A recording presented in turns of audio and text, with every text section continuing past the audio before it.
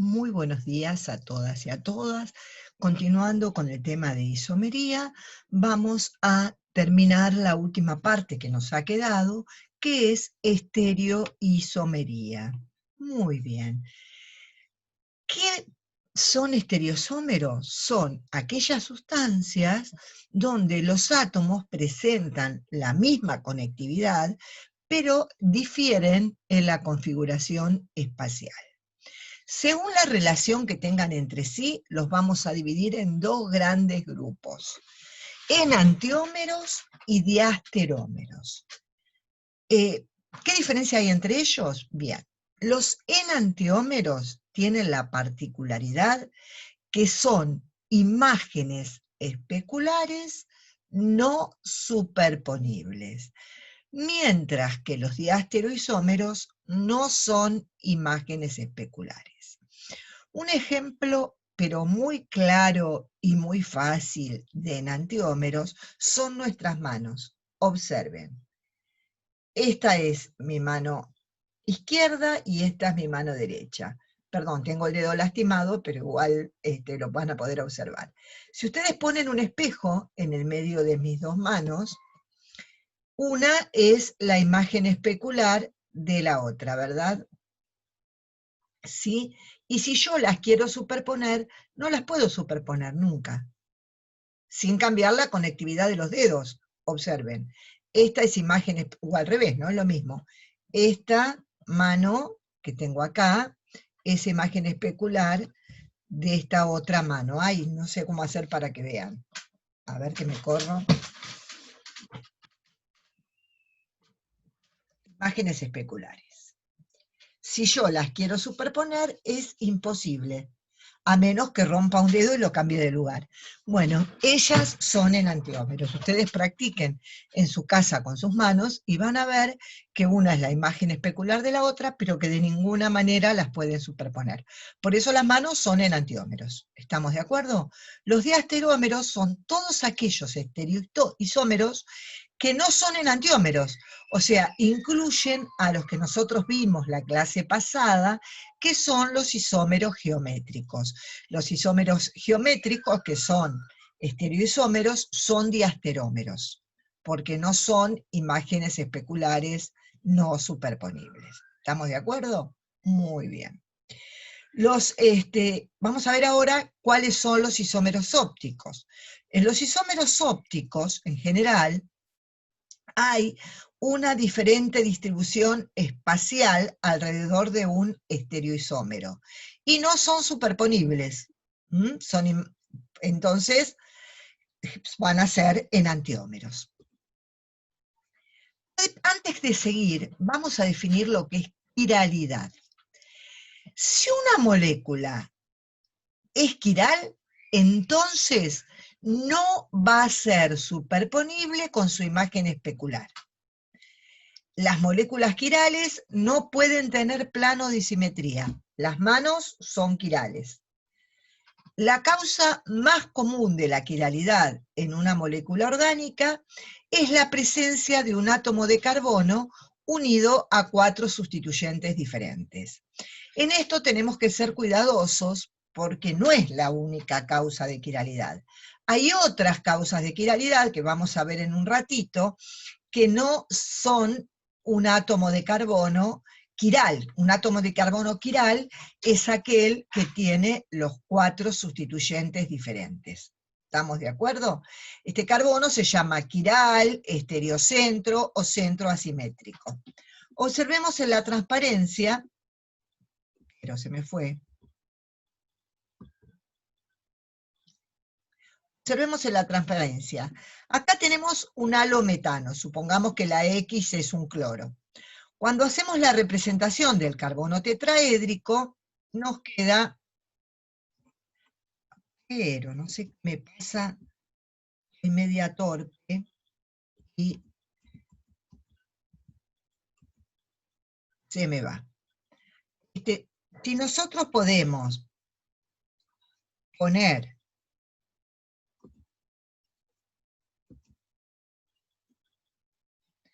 un espejo, ¿no es cierto?, donde tenemos los modelos de bolas y palitos de estas distintas moléculas, ustedes observen, en el primer caso, ustedes vean la imagen especular del, por ejemplo, cloroetano, y si ustedes observan, esa imagen especular es absolutamente superponible con la imagen que ustedes tienen del lado de la izquierda.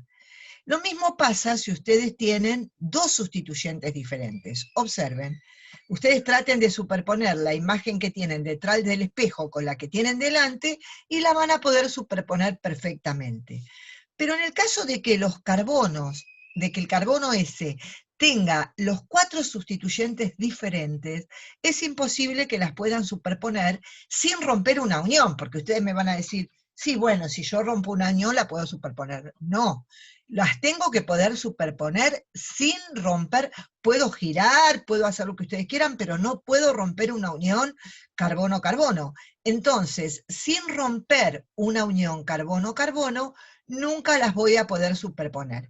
Entonces, el último ejemplo es el de una molécula quiral. Muy bien. Si una molécula tiene un plano de simetría, entonces nunca va a poder ser quiral, va a ser aquiral.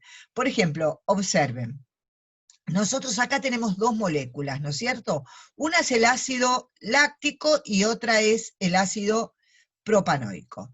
En el ácido propanoico, fíjense ustedes que tienen un metilo, después tienen un carbono que tiene dos hidrógenos y un grupo ácido carboxílico.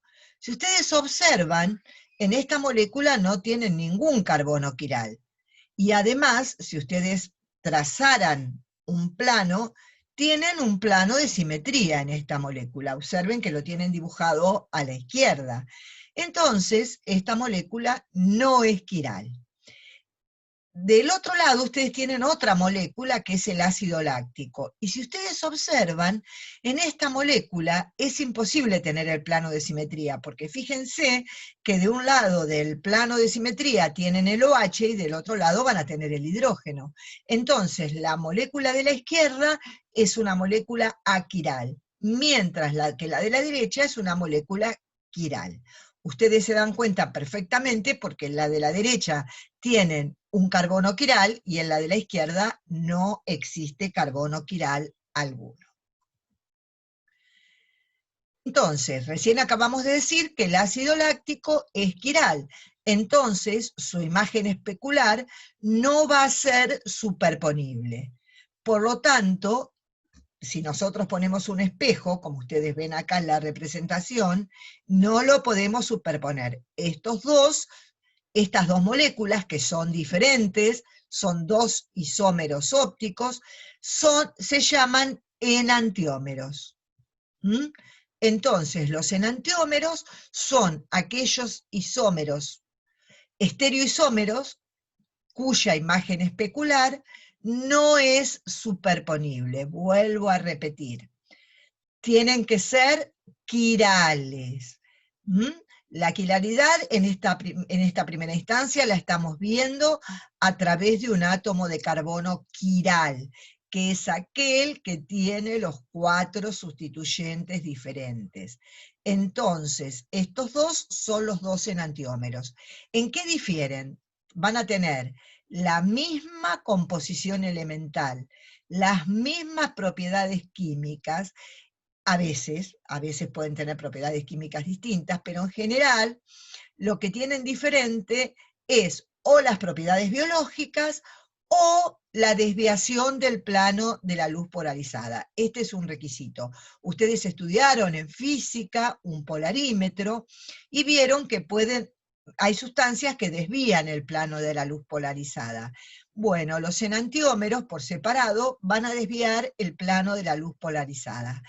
Uno que se llama dextro va a desviar el plano de la luz polarizada hacia la derecha, se llama dextro porque lo desvía hacia la derecha, y el levo va a desviar el plano de la luz polarizada a la izquierda.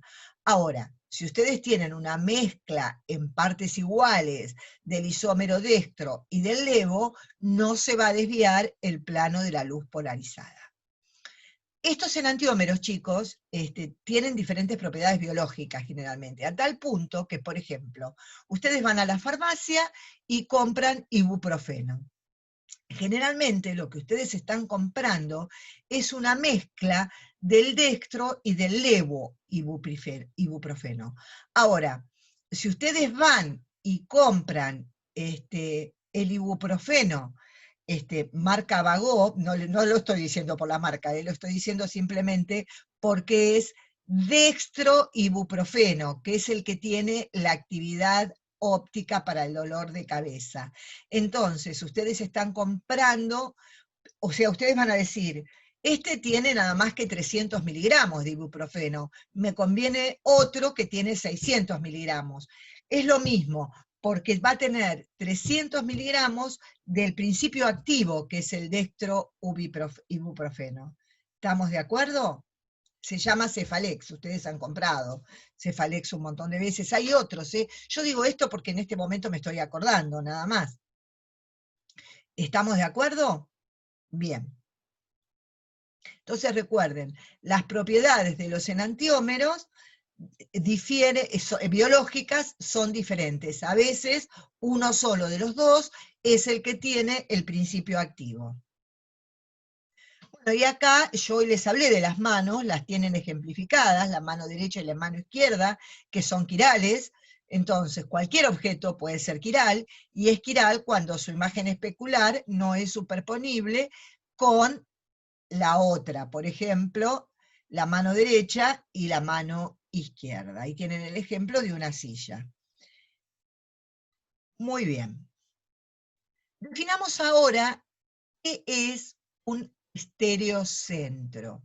La clase común de estereocentro, lo estuvimos diciendo hasta ahora, es un átomo de carbono tetraédrico con 4 sustituyentes diferentes. Nosotros lo vamos a llamar en general carbono quiral. Entonces, las moléculas que tienen un carbono quiral, uno solo me refiero, esas moléculas van a ser quirales.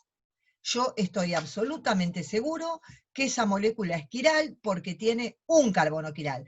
Fíjense que estoy resaltando un carbono quiral, uno solo. Cuando yo veo un solo carbono quiral, estoy convencido entonces de que la molécula es quiral. Las moléculas que no son quirales no son ópticamente activas. Las moléculas quirales sí son ópticamente activas. Recordemos que dijimos que la característica es que desvían el plano de la luz polarizada. ¿Hasta acá estamos de acuerdo? Bien. Cuando en la molécula existe un plano de simetría, entonces esa molécula no puede ser quiral. Por ejemplo, ustedes pueden tener una molécula que tenga 2 carbonos quirales. Entonces ahí tienen que ser muy cuidadosos, porque puede tener 2 carbonos quirales, pero a su vez puede tener un plano de simetría. Si esa molécula, aunque tenga 2 carbonos quirales, tiene un plano de simetría, esa molécula no es quiral, no va a desviar el plano de la luz polarizada. Cualquier elemento de simetría destruye la quiralidad. Que esto les quede absolutamente claro. Esas moléculas que tengan 2 carbonos quirales, pero que presenten algún elemento de simetría, se llaman compuestos meso. Se les dice normalmente. ¿Mm? Por otro lado, tienen que tener en cuenta que existen moléculas que no tienen un centro quiral, o sea, un carbono quiral, pero tienen un eje quiral. Nosotros no vamos a ver en detalle este tipo de moléculas, pero ustedes tienen que saberlo porque es muy importante. Por ejemplo, ¿cuáles son las moléculas que tienen un eje quiral? En el caso nuestro somos los ejemplos que tenemos acá. Los bifenilos son 2 anillos bencénicos unidos por un puente entre sí, como este que ustedes tienen acá. Observen este bifenilo. Si yo pongo un espejo y miro la imagen especular de ese bifenilo, cuando quiero superponerlas, es imposible. Si no rompo una unión, no las puedo superponer a sus imágenes especulares. Vuelvo a repetir, es el mismo ejemplo de las manos. Si yo quiero superponer mi mano derecha con mi mano izquierda, a menos que me rompa un dedo y lo cambio de lugar, no las puedo superponer las imágenes especulares. Lo mismo pasa con estas moléculas. Y también pasa con unas moléculas llamadas alenos, que tienen la particularidad de tener dos dobles enlaces juntos. Por ejemplo, esta que ustedes observan acá, tienen un carbono unido por un doble enlace a un carbono y otro doble enlace a un carbono. Si ustedes colocan un espejo en el medio y ven la imagen especular, esa imagen no se puede superponer con la imagen que está detrás del espejo. Por lo tanto, también van a ser quirales. Esto es fundamental que tengan en cuenta estos detalles para poder reconocer cuándo una molécula es quiral y cuándo no lo es. Muy bien, nosotros dijimos hace un ratito que las moléculas quirales, que teníamos también los enantiómeros, que son quirales obviamente, y que esos enantiómeros eran capaces de desviar el plano de la luz polarizada, que diferían en la desviación del plano de la luz, porque uno lo desvía hacia la derecha y otro hacia la izquierda, y en sus propiedades biológicas, como vimos recién, que el principio activo puede ser uno solo de los dos isómeros ópticos. Ahora bien, es imposible saber cuál es el isómero dextro y cuál es el isómero levo si no voy y mido el plano de la luz polarizada. Entonces se estableció por la IUPAC, que es la Unión Internacional de Química Pura y Aplicada, una forma de poder nombrarlos a estos, aunque yo no sepa cuál es el dextro y cuál es el levo, por lo menos voy a poder darles una nomenclatura a la configuración absoluta de los dos isómeros. ¿Cómo se nombran? Bueno, lo primero que tenemos que hacer es recordar las reglas de Canning-Gold y Prelog, que nosotros las vimos hace un ratito cuando estudiamos isómeros geométricos, y vimos que la nomenclatura cis-trans solamente la podemos aplicar en el caso de que los sustituyentes sean iguales. Entonces, las reglas son las mismas, pero las vamos a repasar. Entonces, tenemos que asignar átomos de prioridad, tenemos que asignar prioridad a cada uno de los átomos o grupos de átomos que están unidos a ese estereocentro. Por ejemplo, la primera regla y la más sencilla es que la prioridad es mayor a mayor número atómico. Y acá tienen un ejemplo, desde el hidrógeno hasta el yodo. El yodo tiene mayor número atómico, por lo tanto es el que tiene mayor prioridad de los que tenemos en este grupo de sustancias. Esa es la primera regla. La segunda regla que tengo que tener en cuenta es que si hay átomos iguales enlazados a un estereocentro, entonces no puedo decidir por ellos. Tengo que ir al átomo que le sigue y asignar prioridad en base al segundo átomo. Lo mismo que hablamos en isomería geométrica. Otra cosa que hablamos y que tenemos que recordar es que cuando tenemos un átomo unido a un doble enlace, se consideran como si estuvieran unidos a dos enlaces sencillos. Por ejemplo, ustedes acá tienen un doble enlace. Entonces, lo que se considera es que este carbono del doble enlace está unido a dos carbonos. ¿Ven? El carbono de un lado del enlace está unido a este carbono y a este carbono. A ver si queda claro, ¿eh? Está unido a este carbono y a este otro carbono. Pero a su vez, este carbono está unido a dos carbonos también.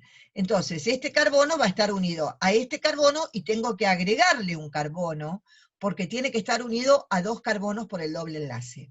Por las dudas lo voy a repetir. Fíjense, este carbono es como si estuviera unido a dos carbonos, o sea, a este, que es el carbono hidrógeno 2, y a otro que yo le agrego, porque tiene que estar unido a dos carbonos. Esto se lo agrego para asignar prioridad, nada más, chicos, es una regla, ¿eh? Ojo. Para el segundo, lo mismo. Está unido a un carbono que ya está, pero le agrego otro porque está unido a dos carbonos. Recuerden que esto lo hago nada más que para poder asignar prioridad. Veamos otro ejemplo. Acá tengo un carbono unido por un doble enlace a un oxígeno. Pero se me fue la transparencia. Entonces, si tengo eso, no sé a dónde me fui. Perdón. Quiere decir que el carbono este va a estar unido a un oxígeno, que es este, y a otro oxígeno más. Yo le agregué un oxígeno, porque tiene que estar unido a 2. Pero también tengo que mirar el oxígeno. El oxígeno está unido a 2 carbonos.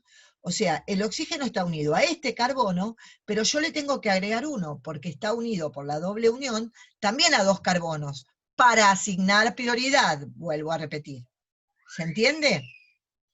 Ustedes van a trabajar mucho esto en el seminario, pero quiero que les quede absolutamente claro cómo hacen para después poder asignar prioridades.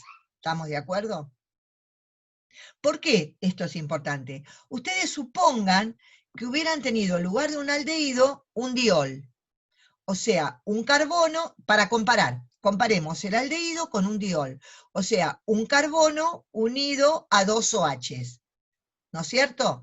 O sea, ustedes dicen, bueno, acá tengo un carbono unido a 2 OHs y acá tengo un carbono unido a un solo oxígeno. No, acá tengo un carbono también unido a 2 oxígenos. ¿Cuál es la diferencia de que esté unido a 2 oxígenos, que esté unido a 2 oxígenos el del diol? La diferencia es que acá este está unido también a un carbono, porque cuando yo miro al oxígeno, el oxígeno tiene que estar unido a 2 carbonos. O sea, tengo un oxígeno, y después ese oxígeno unido a un carbono. En cambio, si tengo 2 OHs, tengo 2 oxígenos unidos a hidrógeno. Por lo tanto, este va a tener prioridad respecto a tener un carbono unidos a 2 OHs. ¿Se entendió? Cualquier cosita me lo preguntan o lo ven en los problemas. Muy bien. Entonces, una vez que nosotros conocemos las reglas de prioridad de Canning-Gold y Prelog, estamos en condiciones de asignar configuración a cada uno de esos carbonos. Entonces, es muy simple asignar configuración. Atiendan y se van a dar cuenta que es muy sencilla. Lo primero que tengo que hacer es encontrar cuál es el carbono quiral. Una vez que encuentro el carbono quiral, veo cuáles son los 4 sustituyentes y le asigno prioridad. 1, 2, 3 y 4. ¿Está bien? Una vez que le asigné prioridad, como en este ejemplo que tenemos acá, fíjense, tengo nitrógeno, ¿será posible que se me vaya así? Tengo nitrógeno, tengo hidrógeno, carbono y carbono. O sea, la prioridad 1 es el nitrógeno, no tengo duda porque tiene mayor Z que el carbono. Después tengo carbono en estos dos. Claro, tengo carbono en esos dos, pero ¿qué pasa? Acá tengo carbono unido en el ácido, está el carbono unido a oxígeno, y en el otro caso tengo carbono unido a hidrógeno. Por lo tanto, va a tener mayor prioridad el que está unido al ácido carboxílico. ¿Está claro eso, chicos? ¿Entendemos? Ahora hacemos un ejemplito, si ustedes quieren, en el pizarrón para que les quede más claro. Muy bien. Una vez que hago eso, coloco en la posición más alejada de mí el sustituyente de menor prioridad, o sea, el 4, en este caso el hidrógeno. Eso es lo más alejado de mí. Y voy del 1 al 2 al 3. Si cuando voy del 1 al 2 al 3, en ese caso, sigue las agujas del reloj, la configuración es R. Si sigue el giro contrario a las agujas del reloj, como en este caso, es S. Y ahora les voy a enseñar un truquito. Voy a copiar esta molécula en el pizarrón y les voy a enseñar un truquito para los que no tienen mucha visión espacial.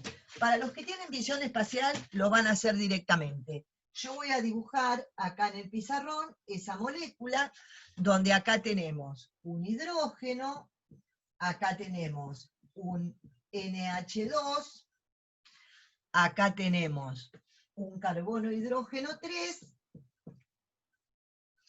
y acá tenemos un grupo ácido carboxílico.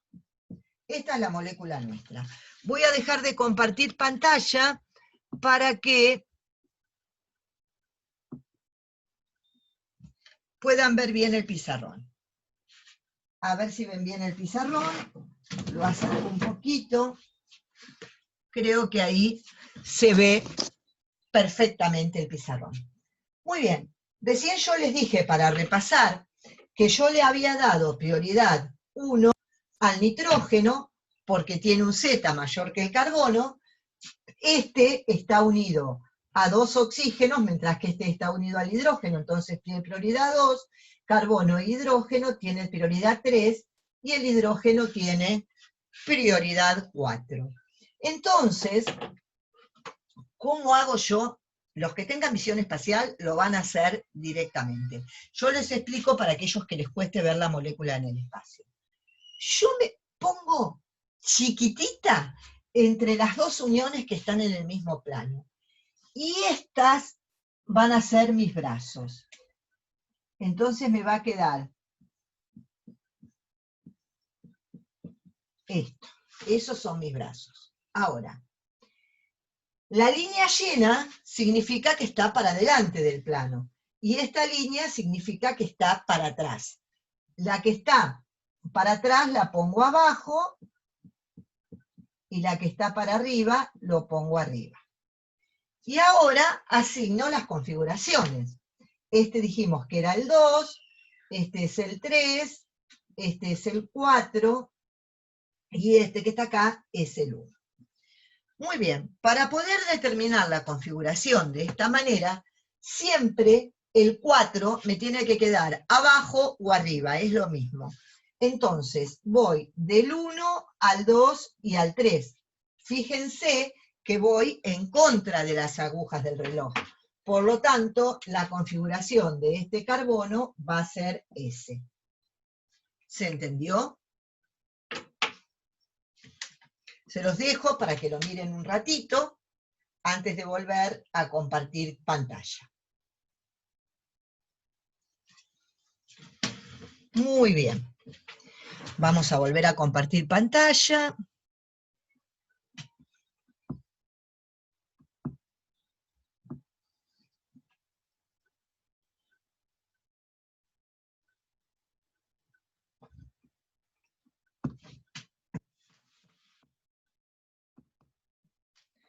Muy bien. Espero que les haya quedado claro cómo asignar la configuración. Vamos a continuar. Ahora, no sé por qué no me deja correr. Muy bien. Fíjense que tenemos nosotros acá este isómero y acá tenemos este isómero. Este es el isómero R, porque cuando ustedes van del 1 al 2 al 3, siguen las agujas del reloj, y este es el isómero S, porque cuando van del 1 al 2 al 3, van en sentido contrario a las agujas del reloj. Lamentablemente, yo en este momento no dispongo de estos modelos, pero cuando hacemos la clase presencial, el hecho de que ustedes puedan utilizarlos los ayuda mucho en la comprensión. Pero este es el mismo modelo que nosotros tenemos en la cátedra, fíjense. Ustedes colocan el 4 en la posición más alejada a donde están, a donde ustedes se encuentran. Entonces van del 1 al 2 y al 3. En este caso, cuando van del 1 al 2 al 3, siguen las agujas del reloj. Por eso es la configuración R. Y en este caso, cuando van del 1 al 2 al 3, van en sentido contrario de las agujas del reloj, por eso es la configuración S. Muy bien. Espero que hasta acá vayan entendiendo. Vamos a ver ahora las representaciones de Fisher. Fisher lo que ideó fue una forma de llevar al plano las moléculas que están represadas espacialmente, para poder representar en el plano los estereoisómeros. En la representación tridimensional, yo se los dije hace un ratito, la cuña indica que el átomo se encuentra hacia adelante, mientras que la línea punteada indica que se encuentra hacia atrás. En las proyecciones de Fisher, cada uno de los carbonos tetraédricos se representa como una cruz, en lo que las líneas horizontales se dirigen hacia afuera del papel y las verticales hacia adentro del papel. Por ejemplo, ustedes tienen esta molécula, ¿no es cierto? Observen que el bromo y el cloro se están dirigiendo hacia adelante, mientras que el hidrógeno y el flúor hacia atrás. Por lo tanto, cuando ustedes hacen la configuración de Fischer, hacen la cruz y significa que las líneas horizontales están hacia afuera del papel y las verticales hacia adentro del papel. Esto es una convención que ideó Fischer para poder, digamos, hacer más simple asignar configuraciones. Cuando la molécula tiene más de un...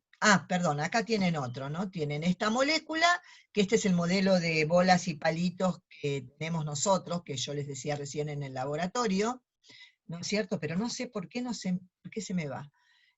Cuando nosotros tenemos esta molécula, observen, ¿no es cierto? Si la queremos representar espacialmente, es así. Y si la queremos representar según Fischer, observemos, esto es un ejemplo de bolas y palitos de algo. En este caso, observemos una molécula, donde acá tenemos un COH, acá tenemos un OH, un metilo y un hidrógeno. Entonces, ¿cómo se representa Fischer? Fischer se representa de esta manera, y mirándola desde este ángulo. No se confundan, porque yo hoy la miré, pero, qué cosa. Yo hoy en la que les hice me puse chiquitita entre las que estaban en el mismo plano, ¿vieron? Acá, en este caso, la están mirando desde ese ángulo, que es un ángulo distinto. Entonces, si la miran desde ahí, lo que estiran son el hidrógeno y el OH, ¿verdad? Y les queda para arriba y para abajo el CO y el metilo. ¿Estamos de acuerdo? Cuando la molécula tiene dos carbonos asimétricos ahora, más de uno, se debe representar bajo esto es una convención también, bajo la conformación eclipsada. Aunque no sea la preferida, lo tengo que hacer bajo la conformación eclipsada. Porque fíjense que si yo tengo la configuración alternada, se me dificulta pasarla al plano. En cambio, la eclipsada es más fácil. Fíjense, observen, yo tendría una Fischer donde, miren, el segundo, este y este primero, ¿no? Este y este.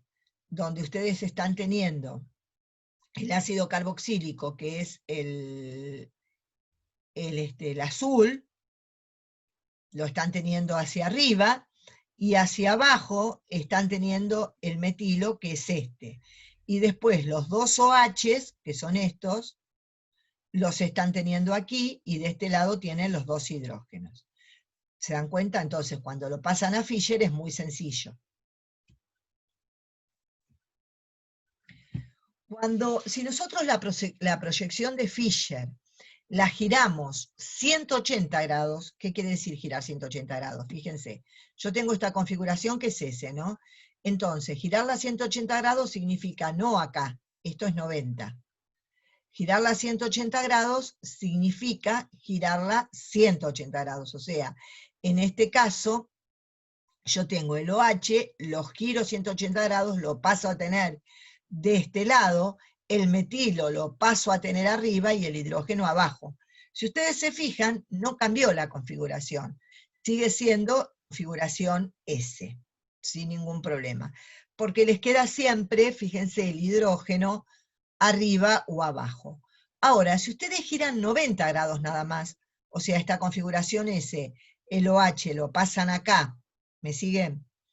Entonces, si el OH, pero qué barbaridad, si el OH lo pasan acá, les queda esta configuración, y no es la misma. Esta es una configuración R. Voy a dejar de compartir pantalla ahora, y voy a borrar el pizarrón, y les voy a escribir para que vean una cosa.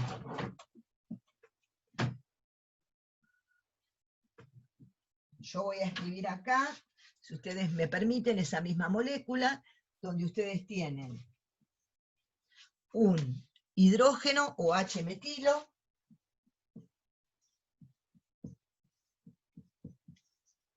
y acá tienen un etilo.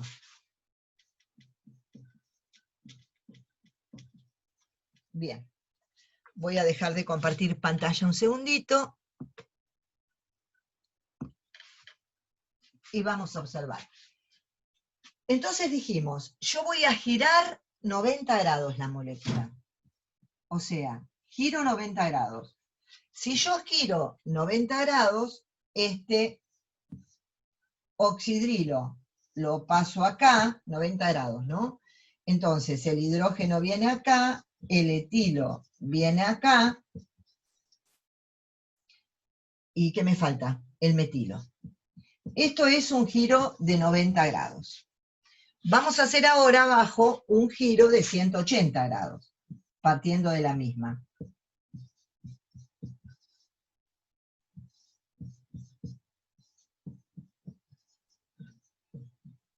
Entonces, observen, si yo giro 180 grados, este OH no lo pongo acá, sino lo pongo de este lado. O sea, todo lo tengo que girar 180 grados o girar 90 grados este, que es lo mismo. Si el OH viene acá, el hidrógeno viene acá, el metilo acá y el etilo acá. Entonces vamos a asignar configuraciones R y S como aprendimos hoy. Le pongo prioridad 1 al oxígeno, 2, 3 y 4. Acá 1, 2, 3 y 4. Acá le pongo 1, 2, 3 y 4. Y acá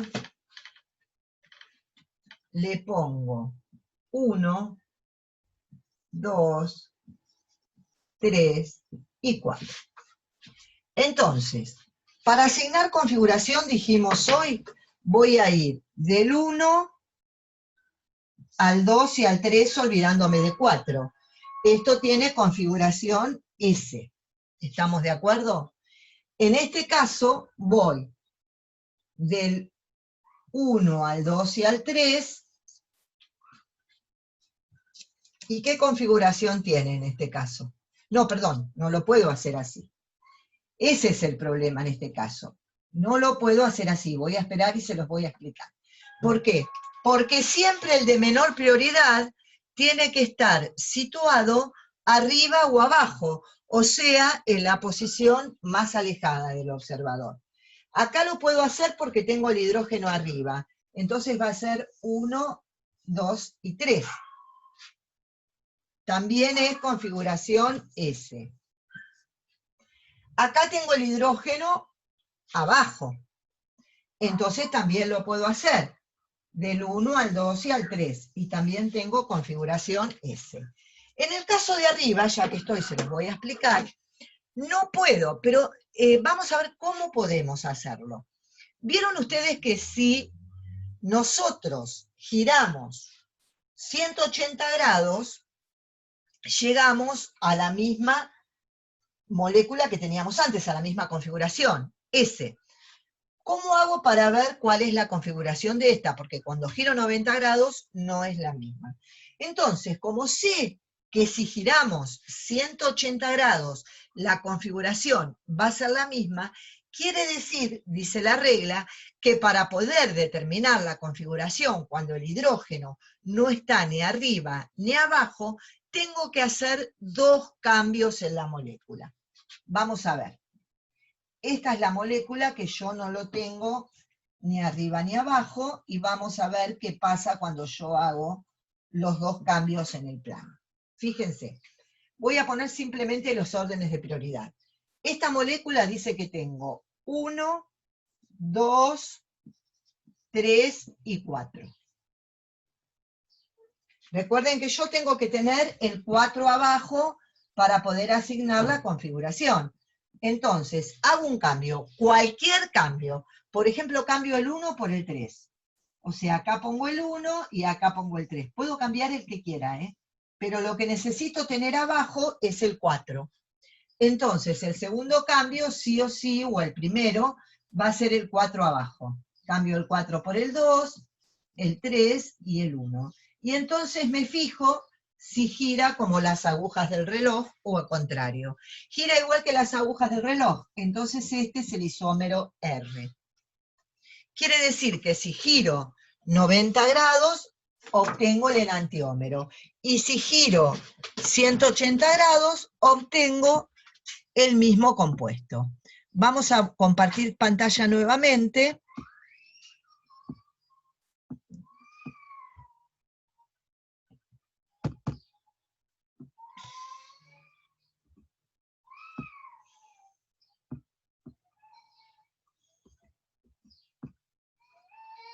No sé si me quedó algo arriba, por eso...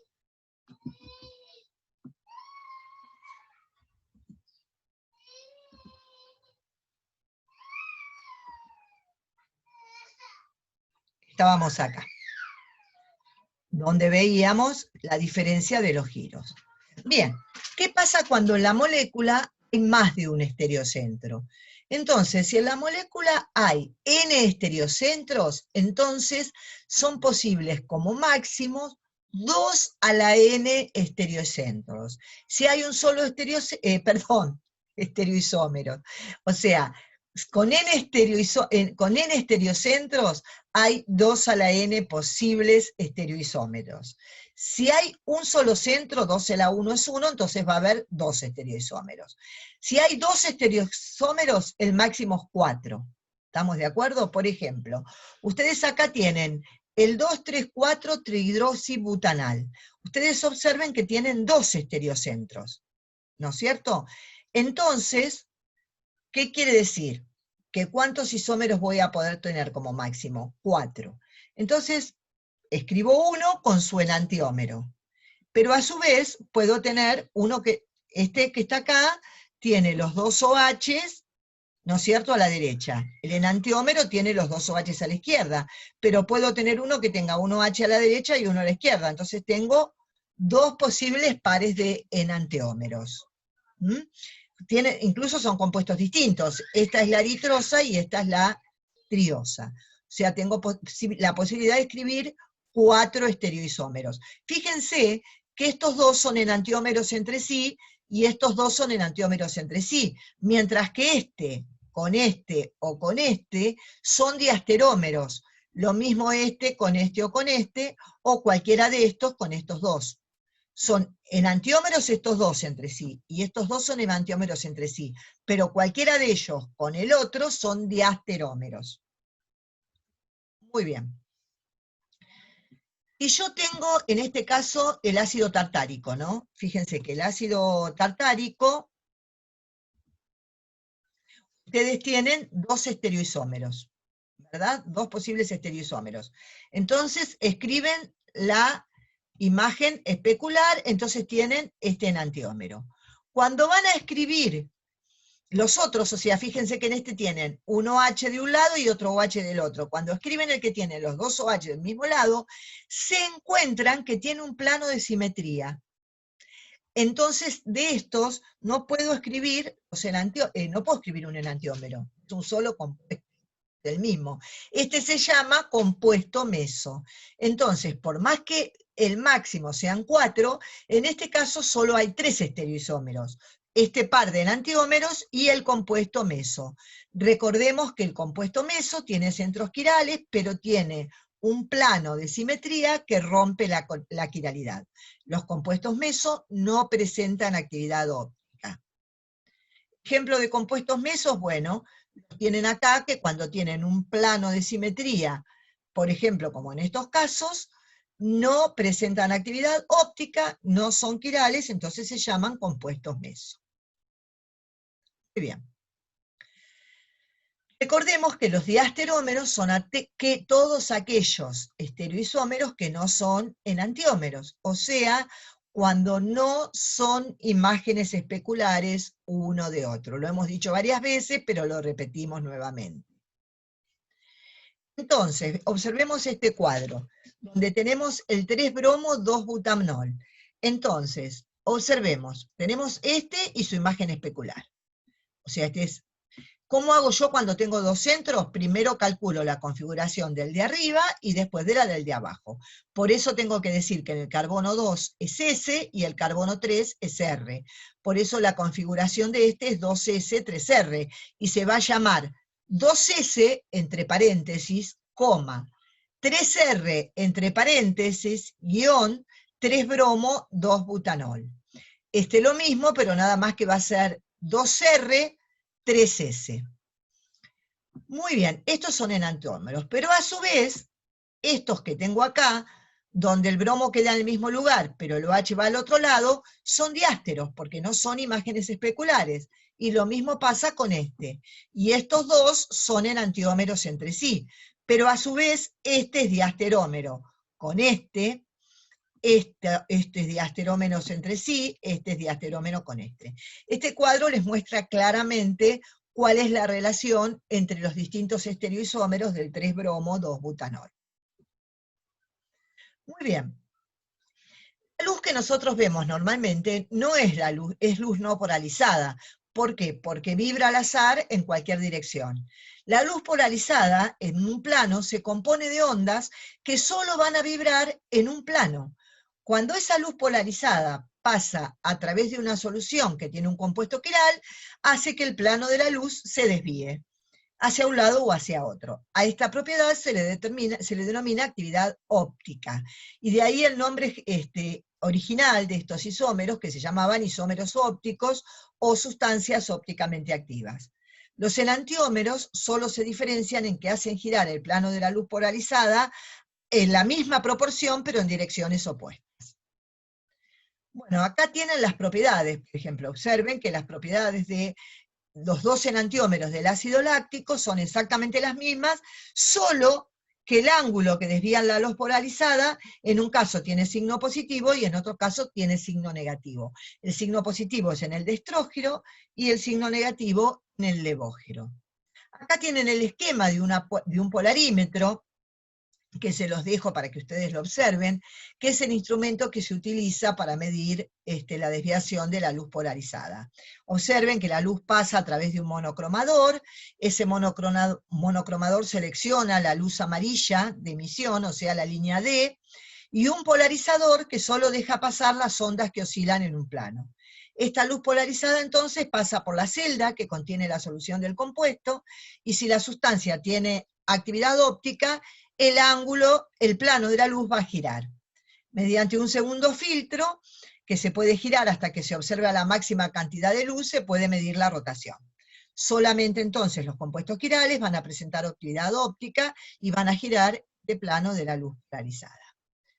Entonces recordemos, para que les quede bien claro, la actividad óptica es la capacidad de una sustancia quiral para rotar el plano de la luz polarizada, y se mide utilizando un polarímetro. A fin de poder comparar la magnitud de la actividad óptica de distintas sustancias, se define la rotación específica, que es un ángulo expresado en grados que desvía el plano de la luz polarizada con una longitud de onda de 589,6 nanómetros, esto está fijado, y atraviesa un decímetro, o sea 10 centímetros, de una solución cuya concentración es de 1 gramo por mililitro a una determinada temperatura. La luz de lambda igual a 589,6 nanómetros es la de la línea D del sodio. Esta estandarización hace que la rotación específica sea una constante. Es física para un compuesto ópticamente activo. Si no estuviera así estandarizada, no podría ser constante. Las moléculas entonces que rotan este plano hacia la izquierda se llaman levógiras, mientras que las que lo rotan a la derecha son las estrógiras. Por convención, a las que rotan a la derecha se les pone signo positivo y a las que rotan a la izquierda signo negativo. ¿Estamos de acuerdo? Bueno, muy bien. La mezcla en partes iguales de estos dos enantiómeros se llama mezcla racémica. Racémico, racemato o compuesto más menos. No tiene poder rotatorio, porque como están partes iguales, uno gira hacia la derecha y otro gira hacia la izquierda, pero en partes iguales. Resolución significa separar los dos enantiómeros de una mezcla racémica. debido a que tienen las mismas propiedades físicas y químicas y solo difieren en el poder rotatorio, es muy complicada su separación. Fíjense ustedes que en el año 1849 Louis Pasteur observó que cuando recristalizaba el tartrato de amonio y sodio, obtenía dos cristales distintos. Entonces, con una lupa y una pinza, separó los cristales y observó que uno desviaba el plano de la luz hacia un lado y otro hacia el otro. O sea, fíjense qué valiosa que fue la contribución de Pasteur, que con una pinza y una lupa pudo separar los dos enantiómeros. Ustedes imagínense que si debiéramos hacer eso es una tarea imposible y no la podemos llevar a cabo, porque justo Pasteur tuvo la suerte de que el tartrato cristalizaba en dos sistemas distintos, pero no siempre va a ocurrir lo mismo, al contrario. Entonces se utilizan métodos de resolución química. ¿En qué consiste? Consiste en convertir la mezcla racémica en diasterómeros, esos enantiómeros, convertirlos en diasterómeros. Por ejemplo, acá tienen en los dos enantiómeros, le agregan una amina, por ejemplo, como esta amina, que es una amina primaria, como la N-fenetilmina, ay, me fui. Entonces forman sales. Ustedes observen que esta amina tiene una configuración determinada, porque tiene un carbono quiral. Es la R1-fenetilamina. Entonces, cuando ustedes observen la sal de esa amina, lo que van a observar es que una de las sales, perdón chicos, perdón, se me fue. Una de las sales es la sal RR, o sea, viene del R del ácido y el R de la amina, y la otra es la SR. Entonces ahora son diasterómeros, van a tener propiedades físicas diferentes y las voy a poder separar sin ningún inconveniente. Bueno, lo que es importante es que la configuración R y S no tiene absolutamente nada que ver con el signo más o menos de la rotación óptica. Recordemos, por favor, esto porque es muy importante y a veces les puede llevar a confusiones. Bueno, vamos a ver ahora qué diferencia tenemos entre isómeros configuracionales e isómeros conformacionales. Para cambiar la configuración de una molécula hay que romper enlaces, es lo que decíamos hoy. Si yo quiero que sean imágenes especulares superponibles, tengo que romper un enlace. Pero para cambiar la conformación solamente tengo que girar un enlace, o sea, no rompo enlaces.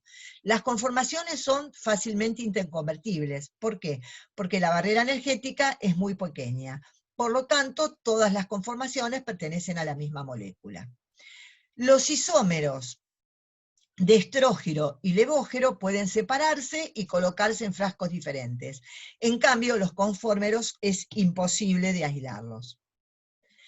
En este cuadro final, nosotros tenemos una respuesta a la interrogación que puede surgir acerca de los isómeros.